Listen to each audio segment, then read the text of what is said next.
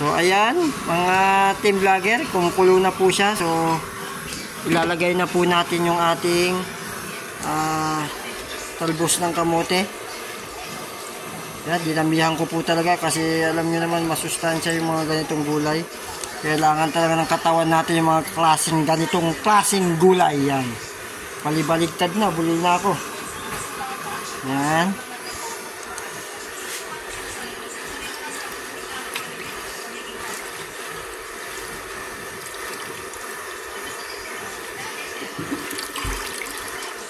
Yan na po ang ating talbos sa kamote.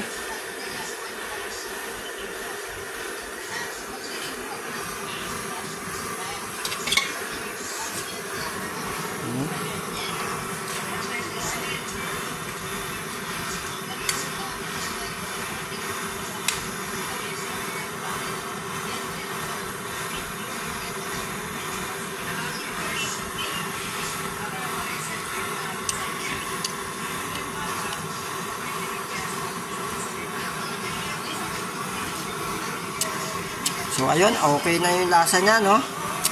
Siyempre, hindi naman natin palalagpasin yan pag hindi natin mamaya kinain. Siyempre dito sa aking pagluluto, kapag nagluto po tayo, kakainin natin. So mamaya, abangan nyo guys, kakainin po natin to. Kain po tayo, tanghalian. Kain tayo ng sap-sap na sinigang. So, mag-comment lang po kung mali yung pagtawag ko dun sa isda, kung sap-sap ba talaga yan o... Kasi hindi ko po talaga alam yung ganyan na isda, kung anong klase yung isda. So, comment lang po sa ating comment section kung ano yung isda talaga, pangalan niya. So, ayun. Shout out kay Maria Cabrera. Yan.